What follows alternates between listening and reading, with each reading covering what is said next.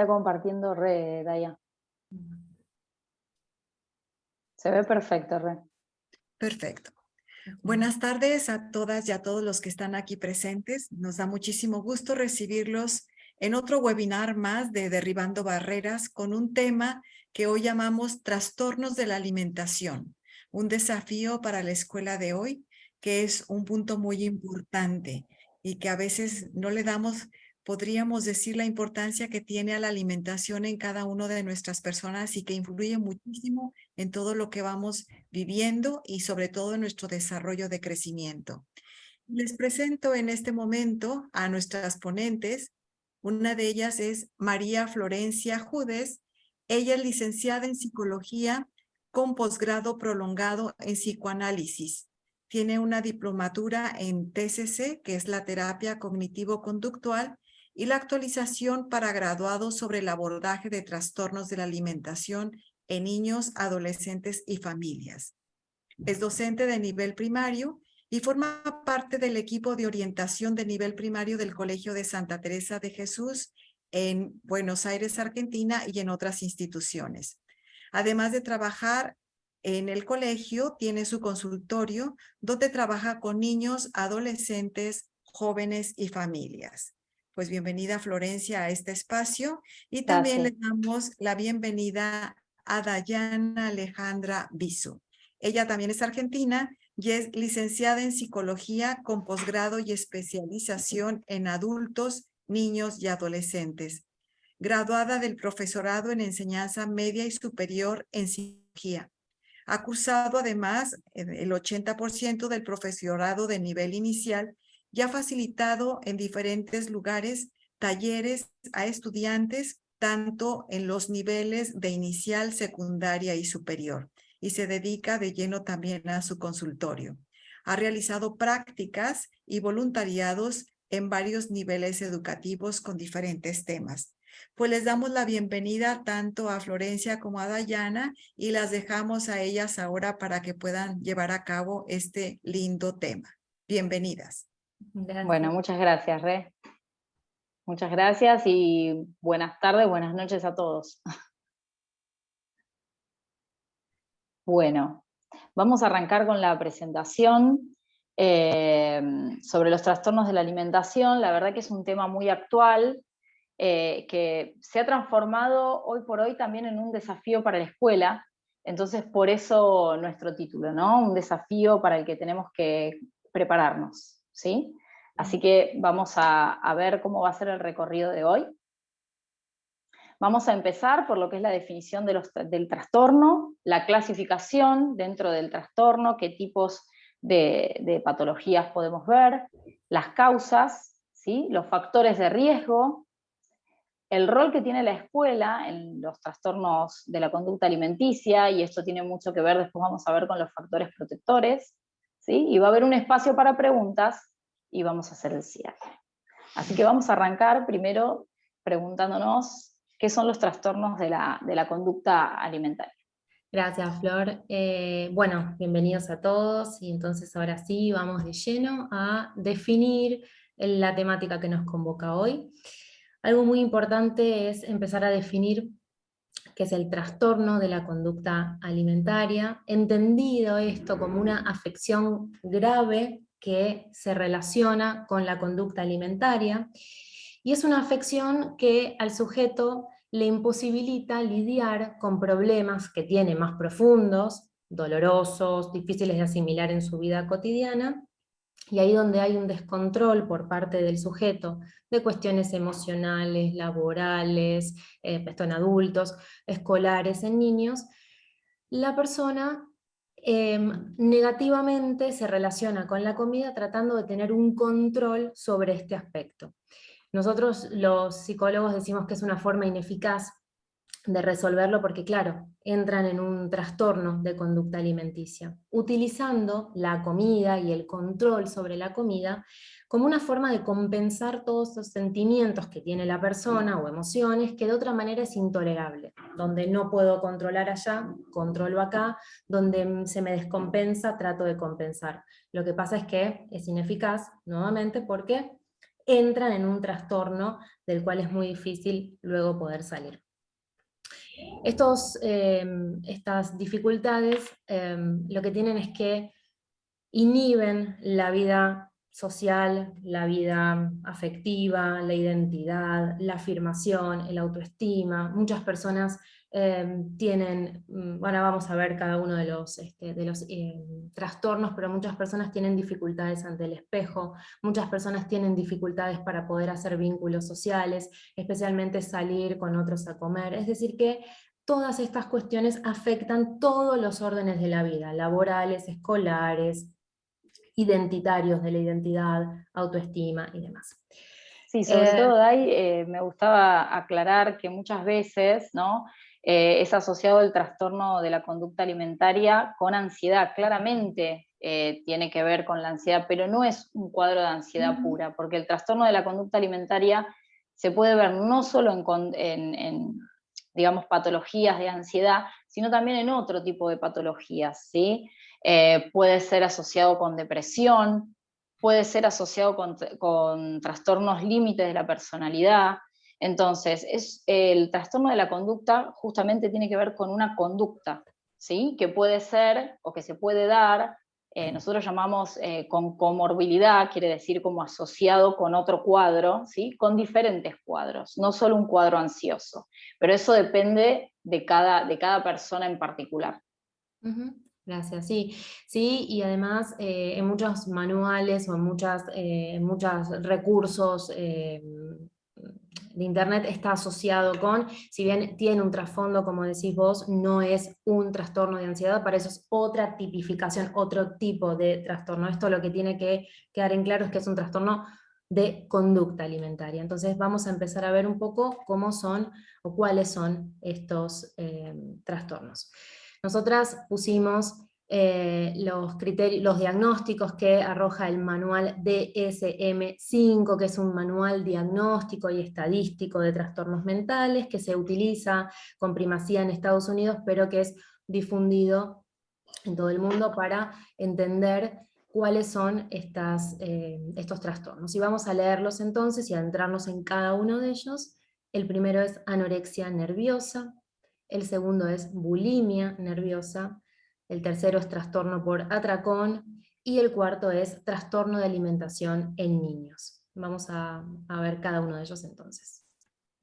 Sí, pero antes de poder contarles cuadro por cuadro, nos gustaba graficar un poco esto que vamos a hablar con algunos datos, ¿no? Estos datos son particularmente de la Argentina, después, bueno, ustedes nos dirán tal vez si conocen los datos de sus países. Estos datos nos cuentan que en la Argentina entre el 12 y el 15% de los adolescentes padece de anorexia o bulimia nerviosa, ¿sí? Dentro de ese porcentaje, el 90% de la población son mujeres y el 10% son varones, viéndose últimamente que los varones comienzan a acrecentarse también en la prevalencia, ¿sí? Y otro dato muy interesante tiene que ver con una serie de encuestas que se hicieron en época de pandemia, sobre todo, que fueron autoadministradas, y arrojan datos interesantes. Dicen que una de cada 3 mujeres presenta disconformidad con su imagen corporal. Y esto impacta directamente en las conductas de la alimentación, ¿sí? Nos pareció súper interesante abordar este tema porque nosotros en el colegio y en general también en los consultorios vemos mucha digamos, la dificultad que se vio con este tipo de trastornos. Ya antes de la pandemia esto venía increciendo, pero luego de la pandemia han aumentado muchísimo las consultas. Hay investigaciones que dicen que aumentó casi un 50%, ¿sí? Y bueno, tiene que ver con, digamos, todo lo que hemos vivido respecto tal vez a estar mucho en nuestras casas, no tener una salida social. Bueno, se ha incrementado muchísimo el número de trastornos de la alimentación. Vamos a pasar ahora a tipificar un poquito lo que llamamos anorexia nerviosa, ¿sí? ¿Qué es la anorexia nerviosa? Bueno, claramente es un trastorno de la conducta alimentaria que se caracteriza por la restricción de la ingesta alimentaria, ¿sí? Lo que justamente da una pérdida de peso importante. La gente que padece esta enfermedad generalmente se queda por debajo del nivel esperable de su peso para su edad, para su sexo, y esto también implica una diferencia en el desarrollo de la evolución de ese paciente, ¿sí? A veces pueden llegar a graves estados de desnutrición. Obviamente que la pérdida de peso tiene que ver justamente por una acción del propio paciente, ¿sí? Que se trata de la disminución de la ingesta de alimento. Y además esto se acompaña por muchas conductas que también están encaminadas a perder peso, que puede ser el abuso y uso de laxantes y diuréticos o la práctica de ejercicio físico intenso. Lo interesante es que el inicio de la anorexia se da en la adolescencia y yo diría en la preadolescencia, ¿sí?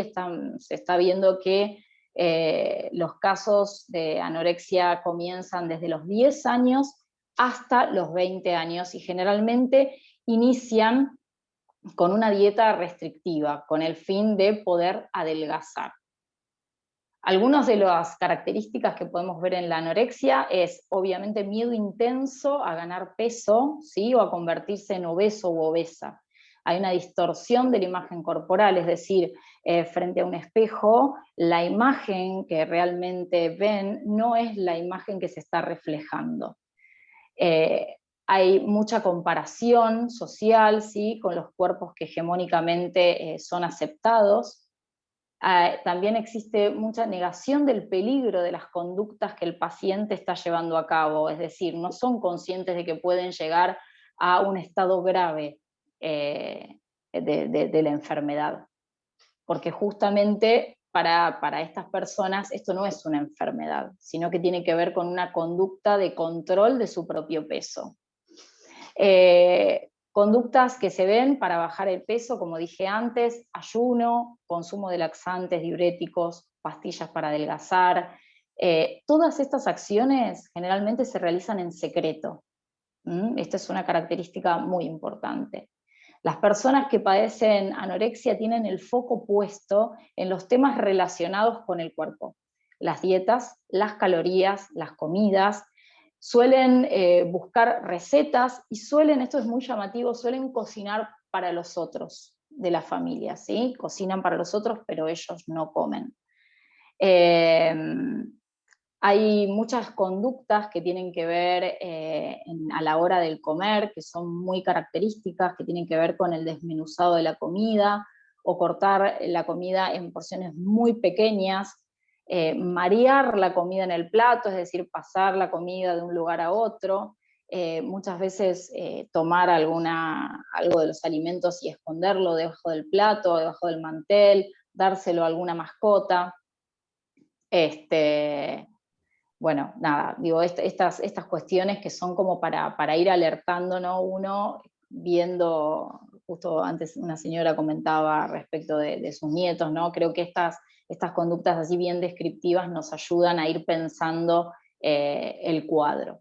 Perdón, Flor. Sí. Perdón, te agrego que no es una conducta durante la comida, pero sí hay mediciones corporales Sí.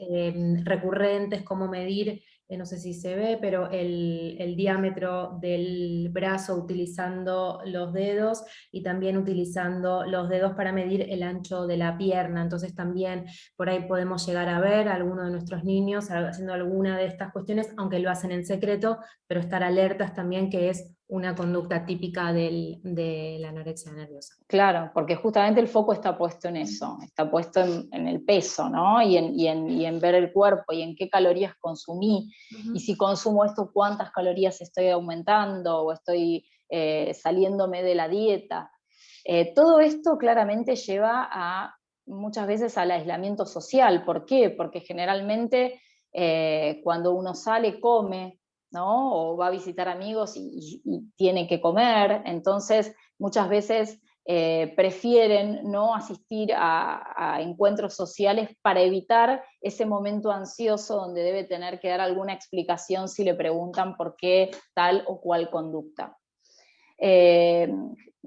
Esto es muy importante respecto a lo que es su personalidad. Son personas sumamente perfeccionistas, ¿sí? Y autoexigentes. Manifestaciones físicas que son muy interesantes porque justamente muchas de las chicas y chicos que entran en este tipo de cuadros no son conscientes de que esto ocurre, y justamente también va en contra de la imagen que quieren buscar, ¿sí? Que tienen que ver con, por ejemplo, la caída del pelo, ¿sí? La aparición del lanugo, que es como si fuera un pelito muy finito, generalmente mucho en la cara. Del aspecto es más bien demacrado, ojeroso, piel seca, las uñas frágiles se les suelen romper, se les suelen partir, se les suelen escamar. Una característica muy interesante también son las extremidades, ¿sí? Tanto las manos como los pies muchas veces siempre están frías y muchas veces llegan a estar violáceas. Es muy típico ver a las personas que padecen este trastorno que, siendo, no sé, verano o haciendo calor, usan mangas largas, ¿sí? Porque generalmente sus extremidades están frías, ya que obviamente el cuerpo utiliza las pocas calorías que ingresan o que puede obtener en lo que es el tronco, ¿no? Entonces las extremidades siempre están frías. ¿Qué más? Bueno, hay alteraciones en lo que es la menstruación, ¿no? A veces llegan a la amenorrea. Desequilibrios hidroeléctricos, todo lo que tiene que ver con el funcionamiento del corazón, arritmias, hipotensión, bradicardia, que es una baja frecuencia cardíaca. Hay alteraciones gástricas y cuadros de anemia. Además de, como hay poca ingesta de lo que es calcio, más adelante hay cuestiones, problemas en los huesos y en los dientes, ¿sí? Vamos a pasar a bulimia. Bien. Algo muy esencial para señalar es que no todos los cuadros de bulimia comienzan con anorexia, pero algunos cuadros de anorexia pueden derivar en bulimia. Entendemos la bulimia entonces como un trastorno de alimentación que se caracteriza por episodios que son repetidos de ingesta excesiva de alimento en un corto tiempo. Cuando decimos ingesta excesiva no estamos diciendo que alguien come y no puedo más, es una ingesta en demasía, mucho más de lo que la persona puede tolerar. Esto claramente tiene una consecuencia que es la preocupación por el control del peso corporal, lo que hace que utilicen medios para controlarlo. Entonces, la persona recurre al atracón, luego compensa de manera purgativa o no purgativa. ¿Qué significa esto? Purgativo, toma de laxantes como en el cuadro anterior, o utilización de enemas, o vómitos los más frecuentes, y no purgativos como actividad física. Esto, por supuesto, en total secreto, ¿sí? Lo van a ver generalmente como tipificado o ejemplificado: la persona come, se levanta y hace esta actividad. Entonces hay que estar muy atentos a la hora de la comida también, de cómo es el desarrollo de una comida típica y si hay alteraciones en esto de los momentos, si la persona se levanta, si se queda, qué es lo que sucede. Bien, algo que también es para señalar es que la persona que padece bulimia se ve gorda, ¿sí? Tiene distorsionada la imagen corporal, lo que hablábamos en el trastorno anterior de la dismorfia, se ven en el espejo de una manera que el otro no los ve, y en esta idea distorsionada lo que suele pasar es que hay una insatisfacción de la imagen corporal y sobrevaloran la imagen sobre la autoestima. Me veo bien, me veo bien, digo bien, me veo bien, me siento bien, me veo mal, me siento mal, con lo cual hay una primacía del cuerpo en el autoestima. Esto lo que hace es muchísimas fluctuaciones emocionales, por supuesto, porque la persona se ve bien, pero luego come, siente culpa, hace la conducta purgativa o no purgativa, entonces ahí lo que hablábamos hace un ratito está absolutamente relacionado con la ansiedad, ¿bien? Una característica bastante típica, podríamos decir, es que la persona tiene un peso normal o sobrepeso, a diferencia del cuadro anterior, que empieza a haber una disminución del peso corporal. En esta afección, no, el peso es normal o sobrepeso, como decíamos antes. Lo que pasa es que la persona no es capaz de controlar la comida, entonces entra en este loop, en este círculo vicioso. Las personas que lo tienen, como decía bien Florencia sobre la anorexia, ocultan los síntomas. Es muy frecuente que se consulte luego de muchos años, o que la persona entienda que lo padece o que le hace de alguna dificultad para sostener vida social, vida laboral, vida personal. El inicio del cuadro en general se da en la adolescencia y en la temprana adultez. Sí, por eso decimos que en general una anorexia puede derivar en una bulimia, aunque no siempre, pero este es un cuadro un poco más tardío en el tiempo. ¿Bien? Las manifestaciones físicas que presenta una persona con bulimia son la irregularidad menstrual, alteraciones digestivas. Imagínense que es una persona que se provoca el vómito, con lo cual no llega ni a digerir la comida, que se lo provoca con todo lo que eso hace a nivel gástrico.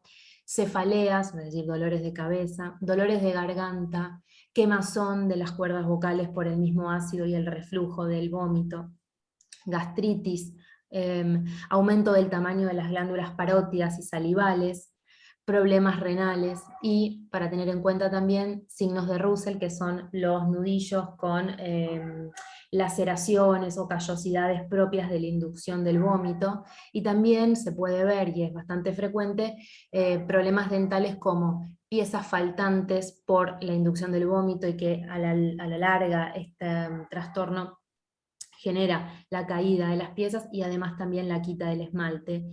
Y si esto lo ven en niños o adolescentes, si ustedes como padres, por ejemplo, acompañan a sus hijos al dentista, también pueden tener problemas en el paladar propio de la inducción del vómito, es decir, el raspado del paladar. Así que a veces es más factible que un médico lo detecte que un hijo que, ¿no?, abrir la boca y ver, pero bueno, son todos indicadores que tenemos que tener en cuenta.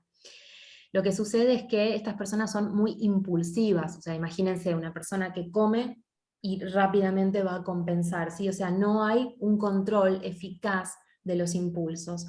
Y van a ver que este tipo de personas que padecen la bulimia buscan muchísima información de abdominales, cuentan también algunos las calorías, pero lo van a ver que hay conductas que son como bastante típicas en este cuadro, como decía, asociados a todo lo que tiene que ver con lo purgativo y no purgativo. Entonces van a ver que hay mucho interés en este tipo de cuestiones, por ejemplo, del gimnasio, ¿sí? Estas actividades, como decimos, las hacen escondidas. Muchas personas incluso se levantan a la noche o de madrugada a realizar actividad física o a comer. Suelen hacerlo en la cocina, ¿sí? Es decir, aparte del núcleo familiar o social con quien viven o del entorno, porque justamente no quieren ser descubiertas. Por eso de ahí es que se consultan después de muchos años, y por eso el objetivo de esta charla, para que estemos atentos todos a qué son y qué puede pasar si los detectamos a tiempo, o cómo prevenirlos desde las aulas también. Luego también tenemos una tipificación, que es el trastorno por atracón, que se caracteriza cuando la persona come en exceso de manera compulsiva y regular, ¿sí? Esto no es como y vomito, es como y como y como y como. Vuelvo a decir que cuando hablamos de atracón no es una ingesta, no puedo más y podría seguir comiendo, es una ingesta en general en demasía. Para que se den una idea, hay personas que pueden llegar a consumir 6.000 calorías al día, cuando la ingesta media recomendada es de aproximadamente 2.000, o sea, es casi el triple de lo recomendado. Estas personas que tienen el trastorno por atracón sienten que no pueden dejar de comer aunque no tengan hambre, lo que hace que primero coman más rápido, porque hay una cuestión de ansiedad y de impulsos, y luego están inconformablemente llenos, o sea, se dificulta la respiración, se dificulta la digestión, se dificulta la movilidad, ¿bien? Lo que sucede es que en este atracón vuelve a haber un círculo vicioso de no quiero comer, pero necesito comer. Es como Tengo ansiedad, tapo la ansiedad con comida, pero me genera ansiedad comer, pero entonces vuelvo a tapar la ansiedad con comida y así nuevamente en un círculo eterno en el cual es muy difícil poder salir de este lugar. Obviamente que hay una insatisfacción por la imagen corporal, sobrevalorando también la imagen, sobre la autoestima, me veo bien, me siento bien, me veo mal, me siento mal. O sea, imagínense cómo la persona le atribuye la imagen a la emoción que transita en ese momento, ¿sí? O sea, la valoración que tiene la imagen. Por supuesto distorsionada, porque un día se ven bien, otro día se ven mal, o a veces con diferencia de minutos, ¿sí? No me siento bien, ¿cómo? Me siento mal y genero ansiedad. También, como en el cuadro anterior, la persona suele tener incluso hasta sobrepeso, puede desarrollar por la ingesta frecuente y por el atracón. Hay muchas fluctuaciones en el peso porque empiezan dietas restrictivas, vuelven a atracarse de comida y así sucesivamente. Se ocultan los síntomas y se consulta después de muchos años y hay una impulsividad también muy grande. Sobre todo esta es de las que más impulsividad presenta porque es este trastorno del cual no pueden frenar de comer. Manifestaciones físicas como las anteriores, solo para mencionarlas, la irregularidad menstrual, alteraciones digestivas, cefaleas, dolor de garganta y gastritis, aumento de glándulas parótidas, imagínense que tienen que hacer más salivación para poder ingerir, problemas renales, signos de Russell en el caso que alguna persona incurra en la purga mediante la inducción del vómito, y problemas dentales, ¿sí? La clave en este cuadro entonces es la pérdida de control sobre la comida. Esto es lo que diferencia en sí a otros cuadros, es decir, se hace muy difícil salir de este ritmo en el que está habituada la persona y que lo necesita, ¿bien? Para finalizar entonces, Flor, vas a hablar del trastorno alimentario en niños. ¿Sí? Sí. Bueno, trastorno alimentario en niños puede aparecer en puberales y antes también. Sobre todo últimamente estamos viendo cuadros que ya a partir de los 4 años incurren en lo que es la selectividad alimentaria, que ahora voy a explicar un poquito lo que es, y cómo podemos descubrir, digamos, a diferencia de los adultos que tenemos como tanta sintomatología, respecto de si los niños pueden o están cursando algún trastorno que tenga o esté relacionado con la alimentación. Hay una ausencia de ganancia de peso, ¿sí? Y cambio en la trayectoria del crecimiento, que esto claramente lo va a detectar el pediatra cuando hace el control cada 6 meses, ¿sí? Importante identificar algunas diferencias respecto del cuadro de los adultos, ¿sí? ¿Qué manifestaciones psicológicas y conductuales podemos ver en niños? Hay preocupación en torno a la comida, ¿sí? En torno muchas veces a su físico. Esta repentina selectividad alimentaria, es decir, de repente empiezan a no comer determinado alimento, que esto igual es típico en algunos momentos de la niñez, pero no, por ejemplo, solamente como fideos, ¿no? Doy un ejemplo de este estilo. Solamente fideos o solamente un plato en particular, almuerzo, cena de todos los días de la semana. Esto es la selectividad alimentaria. Perdón, Flor, te Sí, agrego que a veces van por texturas o colores también la selectividad. sí.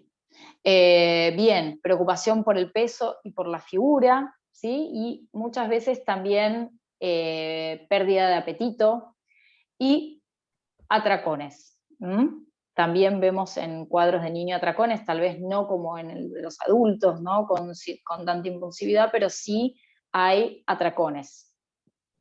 Vamos a ver, en estudios recientes se ha investigado a las familias de los niños que tienen trastornos de la alimentación y se han visto que los niños que padecen estos trastornos, las familias tienen determinados factores familiares comunes, como son padres sobreprotectores, controladores, casas en donde las burlas y los comentarios críticos sobre el peso están en el diálogo o en el discurso familiar. hay una sobrevaloración del peso y de la imagen corporal, una sobrevaloración de lo estético, ¿sí? Y generalmente en los niños que tienen trastornos alimentarios, la madre ya también con anterioridad tiene un trastorno en la alimentación, ¿sí? Estos son factores comunes, tal vez no se dan en todos los casos, pero generalmente en los casos que hay niños con trastornos alimentarios se pueden ver estas características en las familias. Seguimos y preguntamos un poco por las causas. ¿Cuáles son las causas de estos trastornos? Y podemos llegar a la respuesta de que en realidad es un cuadro multideterminado, es decir, que existen diferentes causas o muchas causas todas juntas, ¿sí? ¿Qué factores podemos encontrar? Factores culturales, factores familiares, psicológicos y biológicos, ¿sí?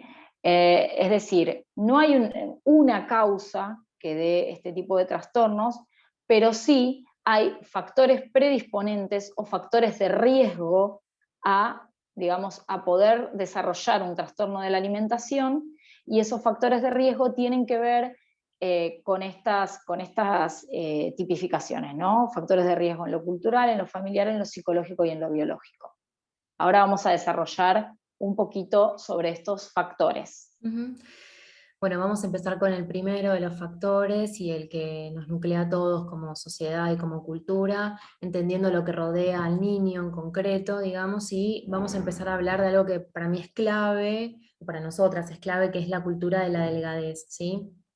La cultura de la delgadez es entendida como asociar la figura delgada, hegemónicamente aceptable, entre comillas, porque es la que predomina hoy en día, como sinónimo de éxito, de felicidad y de salud. Entonces se tiende a generar una presión por alcanzar esa delgadez de parte de las familias, de los pares, de los compañeros, de los medios de comunicación, ¿sí? Entonces esta imagen queda asociada a una idealización, sobre todo inalcanzable, porque no es común a la mayoría de las personas que habitan, ¿no?, el mundo.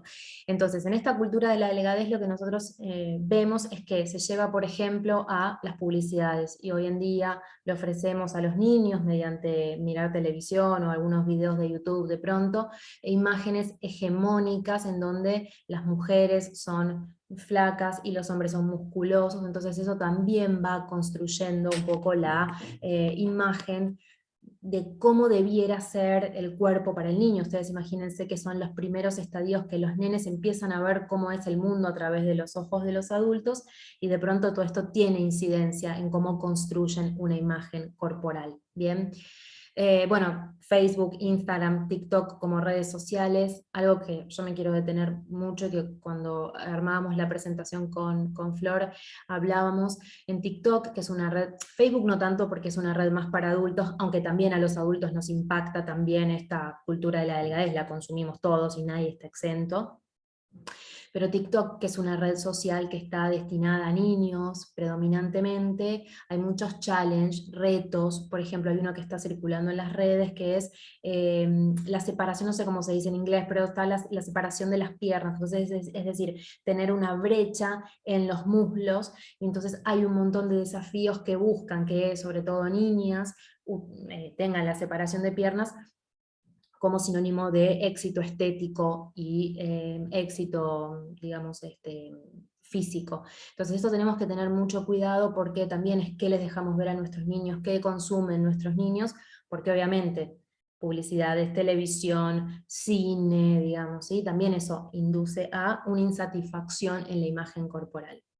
Y algo que también me gusta como señalar es los juguetes, porque también los juguetes representan el mundo para los niños, y es a través de cómo muchas veces los traemos al mundo de los adultos mediante, no sé, el juego de roles o juegos reglados. Bueno, los juguetes en particular, no los juegos, los juguetes en particular, tienen una incidencia muy grande en la construcción de las imágenes corporales. Yo me voy a permitir leerles algo que a mí me llamó mucho la atención cuando estábamos repensando esta charla, y es que la Barbie, que la pusimos ahí como una figura que todos crecimos, o figuras, no esa marca únicamente, pero ese estilo de muñecas, Si fuese una mujer real, mediría 1,82, no es el promedio de todos los que, de la mayoría de nosotros, pesaría 49 kilos únicamente, tendría 96 centímetros de contorno de busto, muchísimo busto, frente a 45 centímetros de cintura, más de la mitad incluso, ¿sí? O sea, imagínense la desproporción, 83 centímetros de cadera, o sea, iría como, ¿no?, en una desproporción, y que incluso según los índices de masa corporal, que son los que determinan si una persona está en peso, bajo de peso, de sobrepeso, esta persona con estas proporciones, esta Barbie real, debiera caminar en 4 patas porque no se podría sostener del mismo peso corporal y las medidas que tiene. Entonces, imagínense los estereotipos que le damos a nuestros niños a través de las redes y a través de los juguetes, donde, como decíamos, la mujer flaca y esbelta, el hombre musculoso. Entonces, todas estas cuestiones hacen a que los niños de las revistas que consumen o en los diferentes medios que interactúan, empiecen a tener una noción distorsionada del cuerpo, y eso genera, en muchos casos, disconformidad e insatisfacción, ¿sí? Sí, ¿sabés qué pensaba, Dai? Que nosotras cuando preparábamos esta charla, decíamos, ¿no?, que hoy por hoy, digamos, bienvenido sea, vamos evolucionando, y no solo hay Barbies que tengan como este estereotipo, ¿no? Ya empiezan a ver, Barbies por decir una marca, pero Sí, digo, sí, sí. empiezan a ver muñecas que tienen otros cuerpos, otros colores de cabello, otros colores de piel, otros colores Otras de con textura ojos, física, sí. claro, pero esto pensado más desde los niños, ¿no? Pero creo que hoy por hoy el gran punto está puesto en lo que son las redes sociales, ¿no? Y las publicidades y la televisión, ¿no? Porque es esto lo que empieza a instalar lo que es la insatisfacción con la propia imagen corporal. Empiezo a compararme y me doy cuenta que soy exitoso, o tengo más amigos, o tengo más me gustas si pongo tal o cual foto de tal o cual manera, si tengo... Entonces, hay que estar muy atentos a los mensajes que nosotros también como adultos estamos sujetos y insertos en eso, ¿no? Pero tal vez también como adultos por ahí tenemos un poco más de herramientas que los niños. Los niños están constituyendo su imagen corporal. Entonces digo, ¿cuán dañino son este tipo de mensajes? Y lo pensaba también porque hay un estudio muy interesante que se hizo en las Islas Fiji, donde no había televisión, ¿sí? Y increíblemente, digo, se incorporó a la isla la televisión y comenzaron a crecer los casos de conducta alimentaria que en adolescentes que eran casi nulos, ¿no? Entonces digo, ¿cómo impacta esto en la vida, digamos, todo lo que tiene que ver con la imagen que se nos presenta como hegemónica, como inalcanzable, que impacta en nuestra vida y nos genera esta comparación con nuestra propia imagen corporal?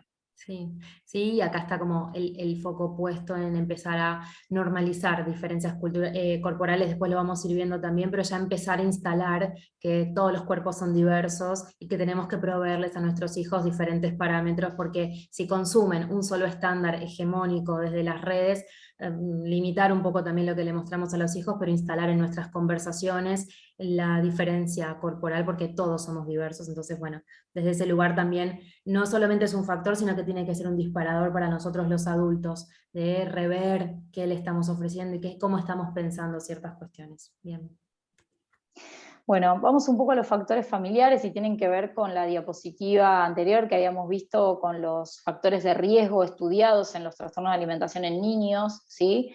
Volvemos a nombrar los padres sobreprotectores, controladores, pensando en sobreprotectores como un rasgo de exigencia, ¿no? Porque también la sobreprotección es, hago esto para que te vaya bien, hago esto para que no te equivoques, ¿no? Impidiendo el error, la equivocación como parte del aprendizaje.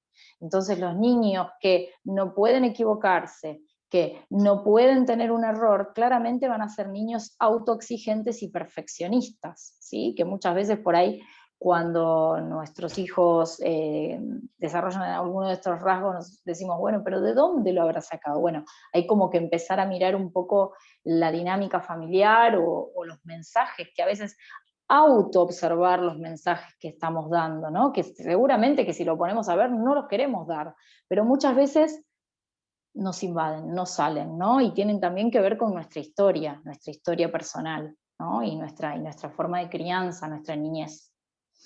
Bueno, son factores familiares también importantes, lo que tienen que ver con el discurso familiar instalado respecto a la opinión de los cuerpos de los otros, de los cuerpos propios, ¿no? Ay, estoy un poco gorda, ay, esto me sale el rollo acá, me sale el rollo allá, digo, cuando esto se empieza a escuchar en casa, los niños también empiezan a observar su cuerpo, si hay rollos, si hay esto, si hay lo otro, esa disconformidad que tal vez nosotros tenemos con nuestro cuerpo y la manifestamos, hace que también los niños empiecen a interiorizarla como propia, ¿sí? Y la comparación también con el resto, la comparación social, la comparación con la imagen, con la estética hegemónica. O burlas también, ¿no? Comentarios, bueno, dale, seguí comiendo, te vas a volver gordo, o dale, ¿cuánto pan más vas a comer? Digamos, hay muchas cosas del discurso familiar que exactamente como ahí estoy leyendo, ¿no? Que hay cosas para deconstruir de estos discursos, que tal vez, hasta si nosotros ponemos la mirada y ponemos el foco en a veces las frases que estamos diciendo, nos damos cuenta que tal vez es un mensaje que tampoco queremos dar, ¿no? Pero que muchas veces se nos impone. Hemos sido criados dentro de una sociedad que apelaba a este tipo de burlas, que apelaba a la mirada de los cuerpos. Entonces, esto es lo que hay que deconstruir. ¿Por qué? Porque otro de los factores tiene que ver justamente con esto, que está totalmente enganchado, digamos, ¿no?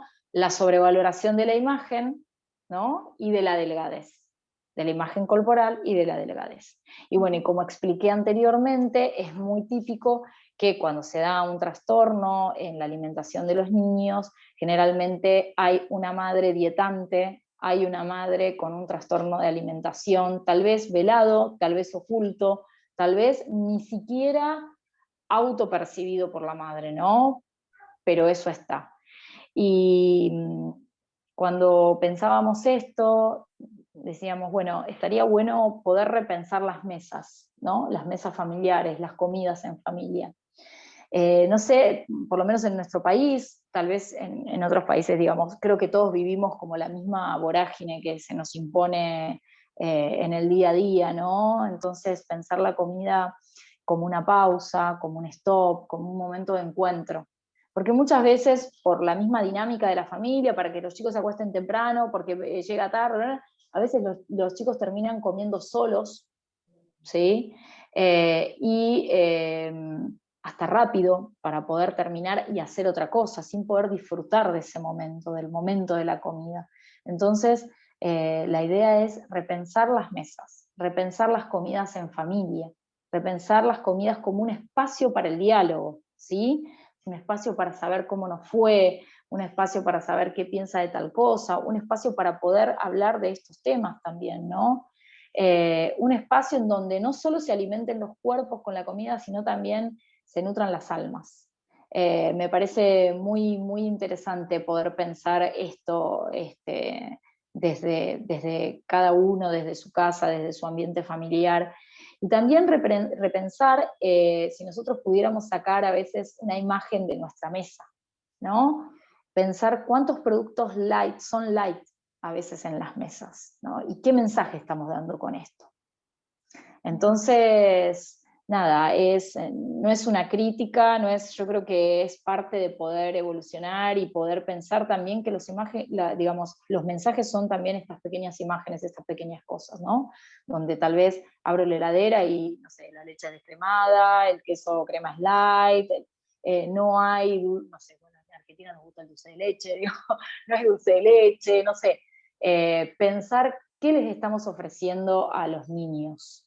Sí, también a veces, perdón Flor, la comida como premio, como castigo, entonces también asociado a esto de quiero comer pero no puedo, y algo para cerrar esta diapositiva de los factores familiares, para entender que muchas veces estas cuestiones y esta ineficacia de poder resolver la dificultad de padres sobreprotectores hace que entren en este cuadro, porque es la ineficacia de poder luchar contra los padres, entonces me rebelo o lo hago frente a la comida. Entonces ahí es donde empiezan estos cuadros, justamente porque frente al descontrol y a no poder verbalizar qué es lo que me pasa con mis papás, controlo la comida. Así que ahí entramos en este loop. ¿Bien? Otro de los indicadores o factores que son de orden biológico, no todos se van a presentar, pero podrían presentarse para desarrollar algún trastorno de conducta alimentaria, tienen que ver con la menarca, es decir, el desarrollo en las mujeres, es decir, menstruación, ¿sí?, temprana, muchas veces sobrepeso en la infancia también, y tanto estos dos factores que en el colegio a veces suelen como verse, asociados a burlas. Entonces hay claramente una sobrevaloración, sobre todo el sobrepeso en la infancia, y entonces empiezan a instalar la cultura de la delgadez en los niños. Bien. Por otro lado, el interjuego de factores genéticos, lo que hablábamos recién, los biológicos y los ambientales, como qué nos dan de comer nuestros padres, o nos juntamos siempre a comer, los encuentros únicamente mediatizados por la comida, ¿bien? Y una heredabilidad elevada, entendida como factores biológicos precedentes de nuestros padres y abuelos, etc. Entonces todo esto puede llevar a desarrollar. No es la condición, pero podría llevar a desarrollar. Son factores de riesgo. Exacto, de riesgo. Bueno, otros factores de riesgo, pero estos a nivel psicológico, tienen que ver con la insatisfacción de la imagen corporal, ¿no? Y este factor es un factor de riesgo, pero también es un factor de mantenimiento de un trastorno de la alimentación, ¿sí? Porque justamente tiene que ver con la imagen corporal, con la insatisfacción de la imagen corporal. Ahí me distraje porque estoy leyendo la pregunta, y pueden ser genéticos. A ver, puede tener un componente genético, y yo creo que también tiene que ver esto, está como entremezclado con el tema de la crianza, ¿no? En esto que estoy diciendo, digo, una madre, tal vez, ¿no? Ponemos el foco en la madre porque realmente son datos estudiados, ¿sí? Una madre tal vez dietante, una madre que tuvo un trastorno de la alimentación, tal vez velado, digamos, nunca puesto en la mesa de su propia trayectoria, ¿no? Hacen que esa madre justamente traspase a sus hijos de manera de crianza el desorden en la alimentación. Entonces es como que genético y ambiental. Siempre estas dos variables van una con otra de la mano. Perdón, este es el interjuego de factores genéticos y ambientales. Yo no veo las preguntas, Flor, si vos querés hacer... Sí, yo cualquier cosa Gracias. voy. Bien, volvemos entonces con la insatisfacción de la imagen corporal, que justamente el tema del desarrollo de la imagen corporal comienza aproximadamente a los 5 años, ¿sí? Y si ya es detectable una insatisfacción con la propia imagen, ¿no? Es un predictor del inicio posible de un trastorno de la alimentación, ¿sí? Sumado a estos otros factores que ahora voy a comentar. El perfeccionismo es un gran factor, y antes lo relacioné con el tema de los padres sobreprotectores y exigentes, ¿no? El perfeccionismo, estándares elevados de desempeño, una evaluación excesiva, preocupación por cometer errores, ¿no? Esto, no puedo arriesgarme a hacer algo porque tengo miedo de equivocarme. Todas estas autodemandas perfeccionistas en la niñez justamente se asocian también con lo que son los trastornos de la alimentación, y se pueden pensar asociados en la búsqueda de la perfección corporal, ¿sí? La perfección vista como la delgadez, como esto de la cultura de la delgadez que antes hablaba Diana. Claramente incide la baja autoestima, ¿no? Si yo tengo insatisfacción con lo que es mi imagen corporal, no puedo cometer errores, mi autoestima, que es el amor propio, digamos, mi propia imagen, cómo me veo yo, cómo me quieren los otros, eso hace a la autoestima, va a ser claramente baja. Y el afecto negativo, ¿no? Pensado respecto de la ingesta alimentaria, es decir, me siento mal, como compensando emociones negativas, ¿no? Me siento mal, entonces como para estar mejor, ¿sí? No quiero anoticiarme de eso negativo que me está pasando, me lleno para no verlo, ¿sí? Esto también es un factor predisponente.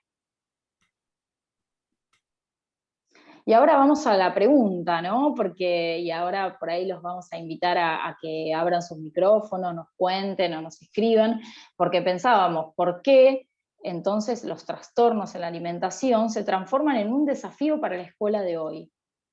¿Qué les parece? Los escuchamos porque ya hablamos demasiado. Si alguien se anima a hablar. Se pueden equivocar, claramente, ¿eh? O sea, nos podemos Bueno, podemos equivocar repensar entre todos, todos. podemos repensar, podemos pensar algunas hipótesis, algunas ideas. Vamos a hacer sinergia, es decir, la suma de las energías entre todos y elaborar una idea superior. Hola. Hola. Creo que en las áreas de recreos a veces hacen toquito de que los niños puedan tener una alimentación, a veces no son los adecuados, le dan cositas que realmente puede trastornar en ellos la alimentación, ¿no? Bien, como plantear el tema de los recreos y acercarse a una alimentación más saludable, por ahí, salirse de, no sé, la Coca-Cola, los snacks, digamos, ¿a eso te referís? Una parte de eso, otra parte es de repente alguna situación que puede tener el niño en ese momento en la escuela, algo psicológico que puede también trastornar eso, ¿no? Okay.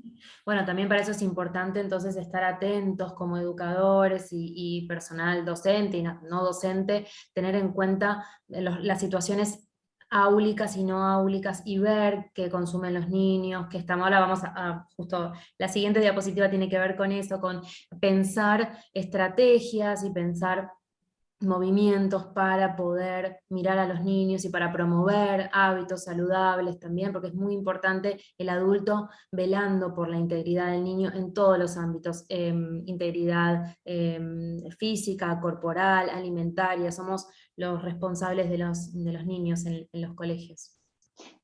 Acá Daya nos escriben, dice, porque claramente, claro, influyen en el proceso de aprendizaje, obviamente, totalmente. Un niño preocupado, un niño con su pensamiento puesto en su cuerpo, en su insatisfacción, claramente le cuesta aprender, ¿no? También con procesos de desnutrición incluso, ¿sí? Para hacer las funciones cognitivas elementales, memoria, atención, lenguaje, ¿sí? También, o sea, es muy importante esto. Creo que Iris está levantando la mano, ¿no? ¿Puede ser? Hola, buenas noches. Sí, yo lo que quería destacar es desde la experiencia que este año tuve un alumno que lo sigo teniendo, que es celíaco, y hubo un problemita en el recreo donde los nenes no sabían que el nene tenía una dieta particular, una bolsita con su comida particular, y claro, los chicos, ¿qué hacían? Agarraban el alimento del compañero, entonces ya una vez que el alimento estaba contaminado, lo contaba él, ya no podía seguir comiendo. Y los compañeritos no entendían esto. Claro. Bueno, llevó a toda una charla con los padres. Eso era algo que esto fue a principio de año, lo cual requería una charla con la familia también por ese motivo, pero fue a raíz de este episodio, cuando ellos tenían que compartirse el alimento en el recreo, y bueno, el nene decía, y los nenes no lo entendían, porque decían, pero no me vas a querer comer, no entendían, no, que yo soy celíaco. Claro. Entonces eso llevó a que tengamos que abordar todo un aprendizaje, todo lo que eran los contenidos curriculares de una forma distinta, ¿no? Genial. Un muy buen aprendizaje para la vida, además. Sí, así que creo que amerita hablarlo en este tipo de charla, ¿no? Total. Como tal no es un trastorno de alimentación, pero sí está bueno para repensar, hablar de diferencias, porque también puede suceder que en las aulas aparezcan niños con diabetes, entonces con una ingesta moderada de azúcar, o que sean insulinodependientes, digamos, esto para también repensar todo lo que nos puede pasar a nosotros como adultos en las aulas, y entender la multiplicidad y diversidad de Sí, y corporalidades, incluir la diversidad, claramente. totalmente, total, la Bueno, multiplicidad acá de los corporales, etc. Celeste, gracias Celeste, dice que dice que es un desafío para la escuela porque afectan a los chicos y a las chicas de nuestras escuelas, es una responsabilidad porque la escuela es un espacio en donde si se sienten seguros pueden manifestar verbal o no verbalmente algunos signos de lo que padecen, claramente. Genial, me parece buenísimo. También acotan que, digamos, a veces estos trastornos son producto del consumo de comidas rápidas, cómo promover una merienda saludable. Bueno, eso es buenísimo retomar desde el colegio, digamos, como, ahora lo vamos a ver más adelante, ¿no? Como prevención, como promoción de la salud, qué pautas, qué cosas podemos ofrecer, porque bueno, porque cada casa es cada casa, pero nosotros podemos dar también un mensaje diferente. Yo no veo nada, así que son mis ojos hoy. Dice que también, porque dice que pueden ser conductas que se imiten, ¿no? Que pueden tener un efecto sobre los otros compañeros, que la escuela es un lugar sobre todo que pasan todo el día, claramente, en los recreos, en donde los chicos se alimentan, ver cómo comen, esto es buenísimo, Celeste. Cómo comen, cómo no comen, cómo se relacionan con los alimentos, porque muchas veces nos ha pasado, por ejemplo, en el colegio de las personas, los maestros que están en el comedor, ¿no? Ver que o en los recreos, que hay chicos que llevan determinado alimento, lo esconden, lo tiran, ¿no? Y entonces como docentes, como personal que está a cargo de los niños, poder claramente tener un contacto no solo con el chico para saber qué es lo que está ocurriendo, sino con las familias, informar a las familias y trabajar en equipo con las familias frente a este tipo de situaciones, ¿no? Porque es un llamado a atención, es un abrir los ojos y poder ver qué le está sucediendo a ese chico que está realizando esa acción. Total. Dice que influyen en la relación, ahí me perdí, vamos. Betsabe dice que influyen en la relación entre los chicos, cómo se relacionan los chicos que tienen estas dificultades. Los padres deben llevar buenos alimentos y saludables en el área de recreación. Bueno, esto es algo que hasta puede ser un proyecto, ¿no? De cómo también a veces reeducar o dar un mensaje a las familias de cómo podemos ir cambiando o rotando hacia una alimentación más saludable. Bueno, y en vista de todo esto, vamos a continuar con lo que nos parece que debe trabajar la escuela, que es justamente en esto, en la prevención y en la promoción de la salud. Total. Definimos entonces prevención y promoción como aquellas actividades, procedimientos, intervenciones que son grupales, individuales, algunas de carácter educativo, algunas de carácter informativo, que tienden como a reforzar estilos de vida, conducta, buenos hábitos y demás, modificar estilos de vida, transformar, modificar, suprimir aquellos hábitos que no sean saludables, etc. Entonces vamos a definirlos y a repensar algunos ítems para trabajar en las escuelas.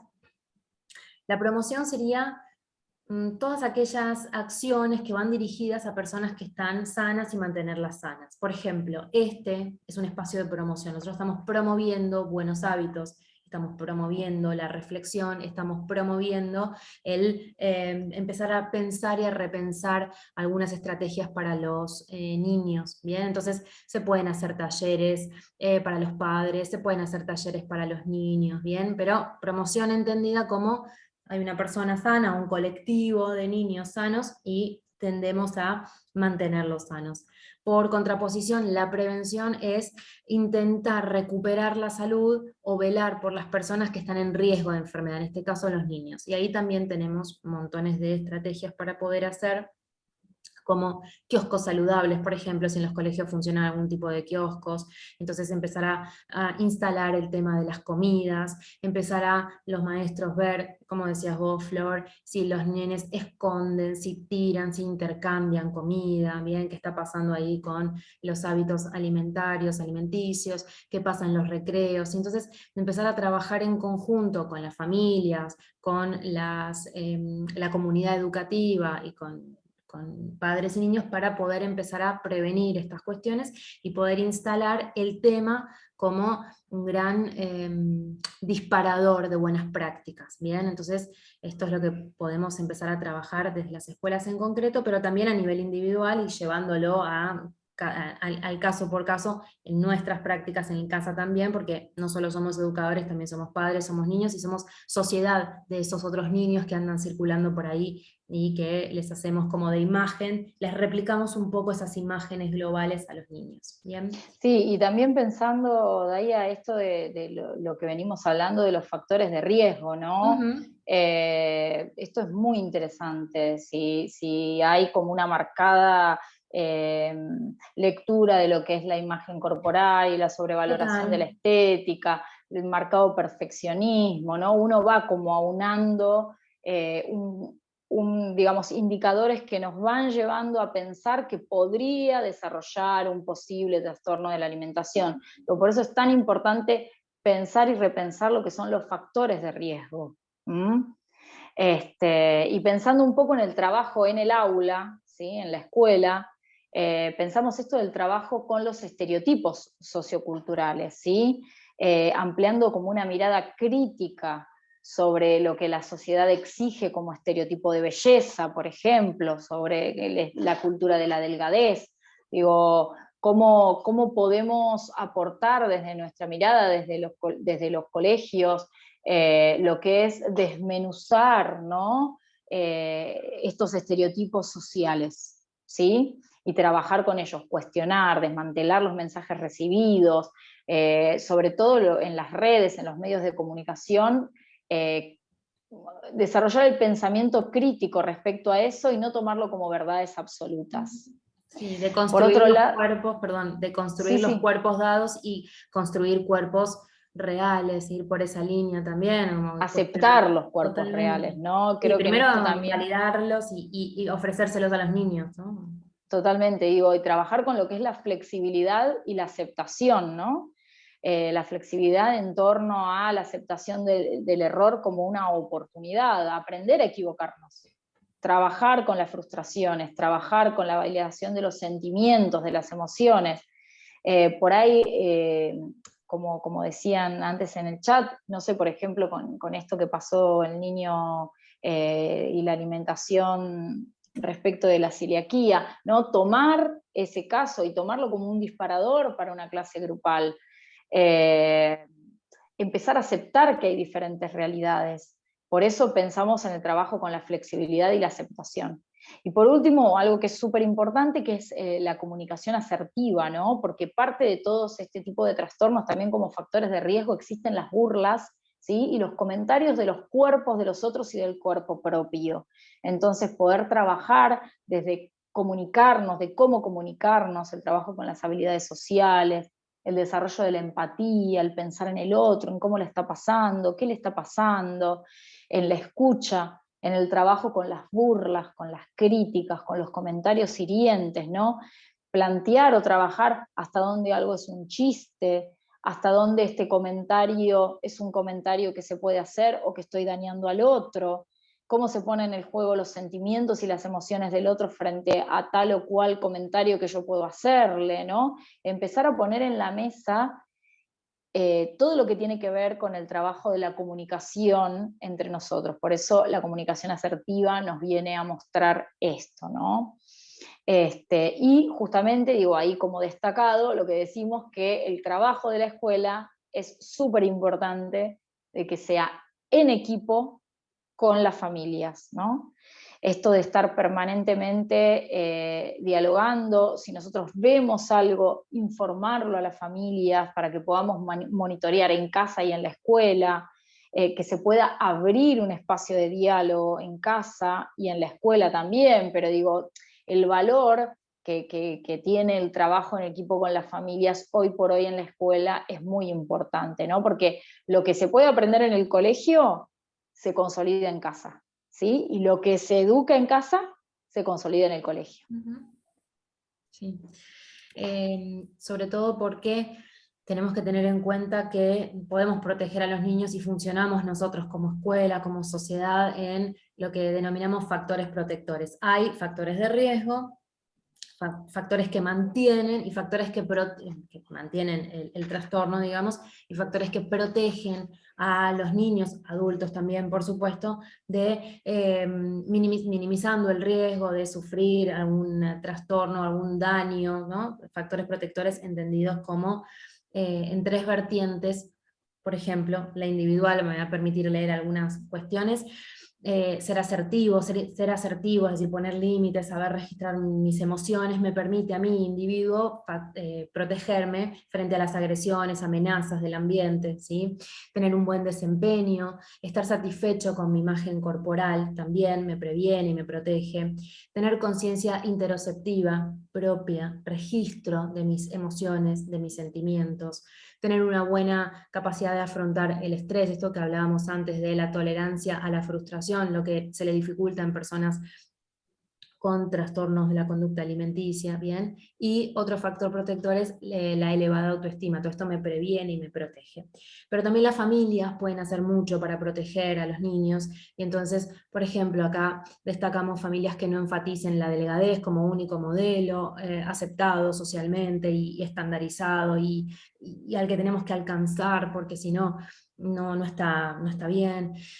Promover comidas en familia hace que los niños estén más protegidos.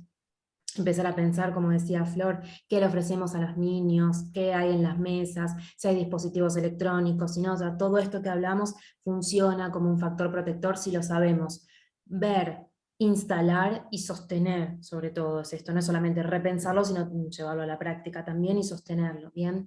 Por otro lado, un buen diálogo entre los miembros de la familia, que se mire a los hijos y que se validen los sentimientos, donde el niño viene diciendo, me hicieron una burla, bueno, pero vos defendete con una piña, estas cuestiones, digamos, que no debieran invalidar los sentimientos de los niños, ahí donde se sienten vulnerados y tenemos que apoyarlos como familias también. Pero por otro lado, hay factores sociales que intervienen, que nos protejan y protejamos a los niños en esto de apoyarlos socialmente, aceptar las diversas tallas corporales y las diferentes diversidades corporales, practicar deportes que aprecien el desempeño sobre el cuerpo. Esto se ve mucho, por ejemplo, en los challenges que hablábamos antes, como digamos, hay que practicar deporte para tener cierto cuerpo. Ahora que viene el verano, que se instalan estas cuestiones como, no sé cómo en otros países llaman, pero en Argentina se los conoce como operación bikini, por ejemplo. Entonces estas cuestiones, digamos, instaladas en que en la medida en que promovamos el deporte, por la práctica del deporte como una disciplina, Sí, y trabajo en también, Daya, grupo, por el disfrute del deporte, ¿no? totalmente por el Por el disfrute. disfrute, por el goce, de hacer algo que me gusta. Digo, no desde la práctica deportiva, desde la competencia, no la práctica deportiva desde me tengo que exigir para ser el mejor, ¿no? O para tener Sino desde, determinado cuerpo. para tener determinado. Entonces, desde el disfrute, desde el disfrutar la práctica que estoy haciendo, divertirme. Total, total. Y bueno, por supuesto, factores socioculturales que previenen es tener amigos o parejas, por ejemplo, en jóvenes adolescentes que estén despreocupados por el peso corporal y que empiecen a validar otras diversidades corporales, ¿sí? Bueno, y pensamos cómo ayudar, ¿no?, a construir una imagen corporal positiva en los niños. ¿Qué cosas podemos hacer para ayudar a los chicos a desarrollar su imagen corporal de manera positiva, ¿sí? Poner el foco en la salud y lo que hace bien al cuerpo, ¿sí? Un poco lo que traían del tema de los recreos, de las comidas saludables, ¿no? Poner el foco eso, en la salud, y en lo que hace bien. Hacer comentarios positivos sobre los buenos que son para algo, festejar los logros, ¿sí? Reforzar la actividad física y el movimiento por placer y diversión, que justamente es lo que decíamos antes, ¿no? Nunca por obligación, por tenés que llegar a esto, tenés que lograr ganarle a tal, ¿sí? Y tener un discurso que valide todos los cuerpos, no criticando el nuestro, ni el de otros, ¿no? Esto hay que estar muy atento. La verdad que uno a veces replica o dice cosas frente a los chicos que pensando en el cuerpo propio, ¿no? Y que le estoy dando un mensaje al otro, ¿no? Y no me gusta mi brazo, entonces me voy a poner una remera que no se me note esto, no. Se te cortó el audio, Flor, me parece. Bikini no, ¿por qué no? Porque cómo voy a mostrar el rollo, cómo voy a mostrar esto, ¿no? Y entonces hay que enseñar justamente a aceptarnos como somos, el cuerpo que tenemos, y a poder disfrutar, a poder tener calor y a poder tener ganas de meterme en una pileta con el cuerpo que tengo y con el cuerpo que soy, con eso soy. Uh-huh. Entonces, repensar los mensajes que estamos dando. Sí, y también el niño va a absorber lo que nosotros decimos, pero también más que, ¿cómo decirlo? Como validarnos a nosotros mismos nuestros cuerpos antes de querer que los niños lo validen, ¿sí? Entonces empezar a, como decías vos, aceptarnos y también empezar por casa y empezar a cuidarnos también nosotros y a promover esos hábitos, a veces no esperando para que los cambien niños, sino también para instalarlos como temas en la familia, ¿sí? No es únicamente con ese objetivo de que el niño cambie la conducta que tiene o que no se haga el problema con el cuerpo, sino que realmente creyendo que con estas cuestiones vamos a generar un impacto positivo en nosotros, en los niños, en la sociedad, y si todo esto se replica, el mensaje llega de alguna forma, ¿no? Bueno, Bien. Y para pensar, seleccionamos algunas frases, ¿no? Sí. Para quedarnos pensando, porque la verdad que nuestro objetivo es un poco informar, comunicar, pensar en lo que son los factores de riesgo, pero también en los factores protectores, y quedarnos pensando algunas cuestiones, ¿no? Entonces, les leo, digo, nosotras seleccionamos estas frases que, por ejemplo, dicen: si queremos que nuestros niños o niñas tengan una infancia feliz, no hablemos del cuerpo propio ni del de otras personas. Uh-huh. Criticar, halagar, valorar cuerpo frente a los niños, niñas, hace que se construya la idea de que el cuerpo debe ser de una determinada manera. No nacimos creyendo que ser flacos, fit o musculosos es lo correcto. Todos estos mensajes nos los hicieron creer. Nos los hicieron creer, nos los creímos, digamos, Los todos replicamos. los replicamos, pero estos son justamente mensajes. Pueden serlo o no serlo. Sí. Y por último, existen tantos cuerpos válidos como personas existen, y la salud física y mental de nuestros niños y niñas no debe negociarse bajo ningún punto de vista. Bueno, vamos a abrir un espacio para dudas y preguntas. No sé si dejar de... No, te la voy a dejar compartiendo, y Flor, si me puedes ir leyendo algunas cosas porque no veo. No, sí, está bueno que si quieren preguntar, pueden, además de utilizar el chat, abrir micrófono y charlemos. Y los vemos.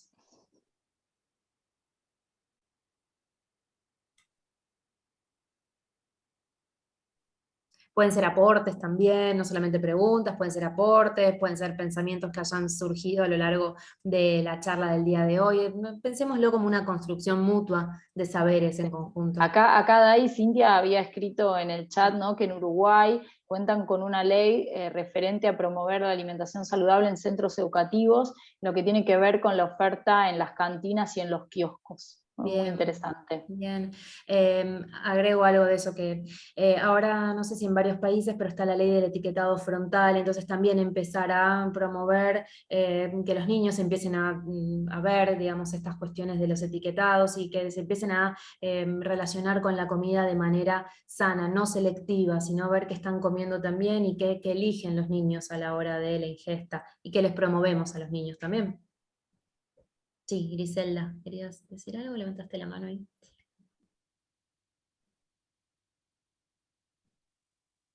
Hola. Una pregunta, lo que la anorexia y la bulimia tiene que ver con sus trastornos de ansiedad, ¿verdad? No relacionado, tiene un componente de ansiedad. Imagínate que la persona hace esfuerzos enormes por controlar esa necesidad de estar bien, de mirarse en el espejo, de validarse, pero no es un trastorno de ansiedad. Tiene un componente de ansiedad, pero como decíamos al principio, la anorexia, la bulimia, el trastorno por atracón pueden ser comórbidos, es decir, interactuar con con otros trastornos, o con Sí. depresión. Perdón, Flor, ¿querías decir algo? No, que por ejemplo, digo, eso depende de cada caso y cada paciente, ¿no? Porque como estaba explicando Diana, digo, puede ser que una anorexia se desarrolle luego de pasar por un trastorno de depresión, o una anorexia se puede desarrollar primero y luego un trastorno de depresión, o pueden darse trastornos de la conducta alimentaria dentro de lo que son las patologías límites de la personalidad, ¿sí? Así que no necesariamente es un trastorno de ansiedad. Pero sí Sí conllevan tiene un un componente altísimo... ansioso. Sí, conllevan un altísimo índice de ansiedad, porque la persona, niño o adulto, hace un esfuerzo enorme en controlar imagen, ingesta, actividades sociales, no ser descubierto, mantener esto en secreto, o sea, todo eso lleva a esa ansiedad que luego se ve como en un círculo de sostener y no querer, digamos, manifestarlo y no poder salir, etc.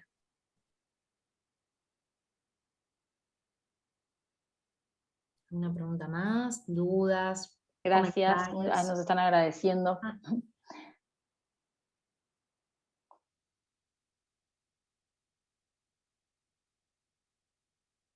Dice, ¿qué estrategias recomiendan para un mutuo apoyo entre las familias y la escuela, dado que desde la escuela solamente es difícil, claro, cuando los padres no quieren escuchar o son renuentes?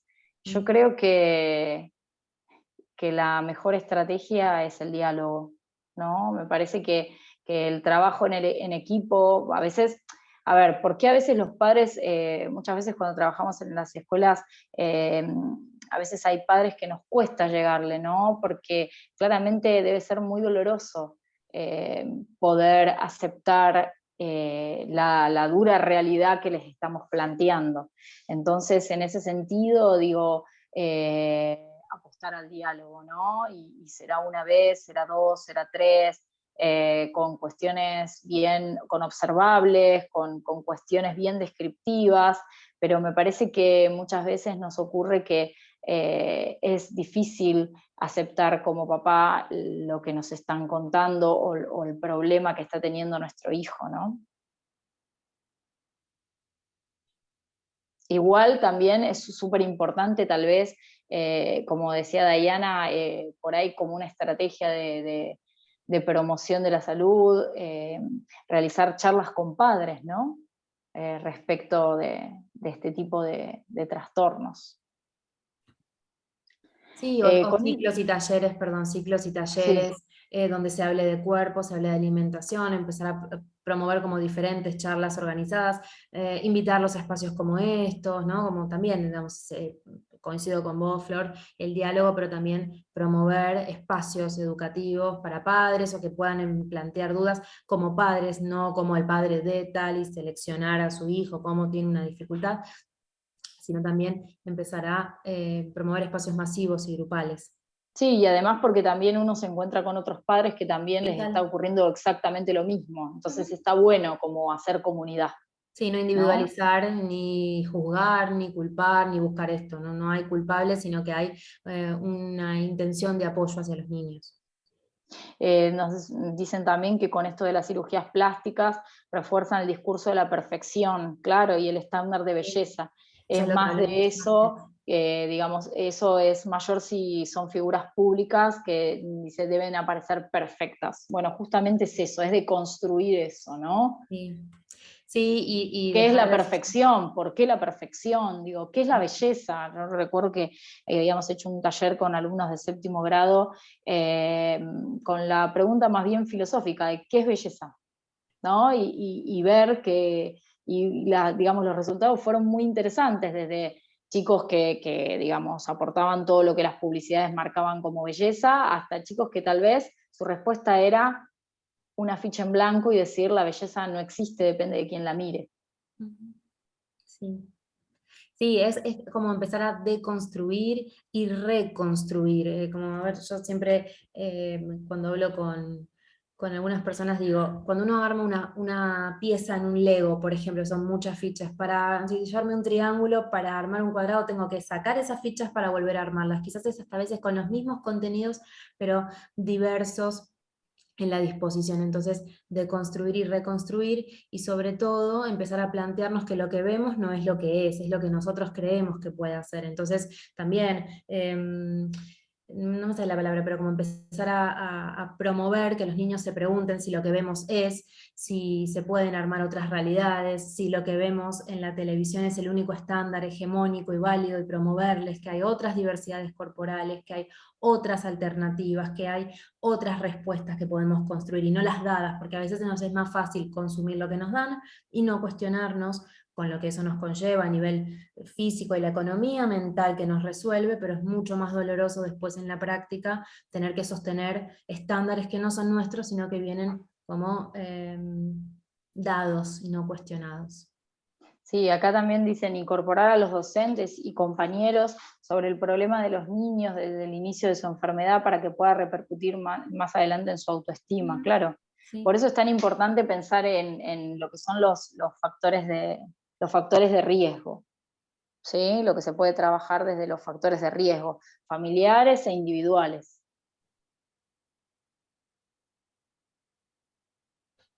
Bueno, ¿alguien más que nos quiera dar su devolución, su aporte, su pregunta?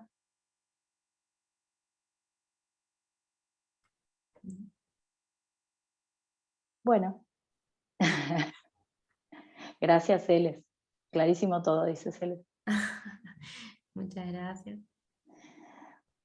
Bueno, solo nos queda entonces agradecerles. Agradecerles. Y muchos pidieron lo que son las diapositivas, el material, así que bueno, después se lo vamos a pasar a Re para que pueda distribuirlo. Sí, en nombre de Florencia y mío, me permito hacerlo extensivo, Flor, les agradezco por estar acá, porque eso también indica las ganas que tenemos de estar ayudando y de estar cambiando esto que a veces, como decimos, nos viene dado, pero no es, y lo hacemos a medida de cada una de las construcciones individuales, sociales y demás. Entonces, estar acá también es un factor protector para nuestros niños. Para nosotros también, para replicarlo en la sociedad, pero sobre todo para nuestros niños, que son quienes nos necesitan para poder leer el mundo muchas veces con nuestros ojos, y progresivamente lo irán incorporando como ojos propios. Pues muchas gracias, Florencia y Dayana, por este espacio, por la luz que nos dan, y porque de verdad promocionar este tema sigue siendo y será un gran desafío, ya que la sociedad nos ha impuesto un cuerpo ideal que realmente no vamos a poder tener al 100%, ¿verdad? Y cuando uno siempre quiere tener lo mejor, mejor, mejor, ya han pululado, como dirían ahorita, tantas cirugías, tantos querer hacer un cuerpo perfecto, cuando tenemos que preocuparnos porque nuestro interior esté feliz internamente, ¿no? Pues les agradecemos este espacio, compartir esta iluminación, y seguimos adelante. Les agradecemos desde Educater su participación y toda la gente también que les pone los agradecimientos. Y gracias a todos ustedes por participar, y los esperamos y los seguimos esperando en las promociones que hagamos de Educater. Gracias por todo y muchísimas gracias y buenas noches. Gracias. Muchas gracias. Adiós.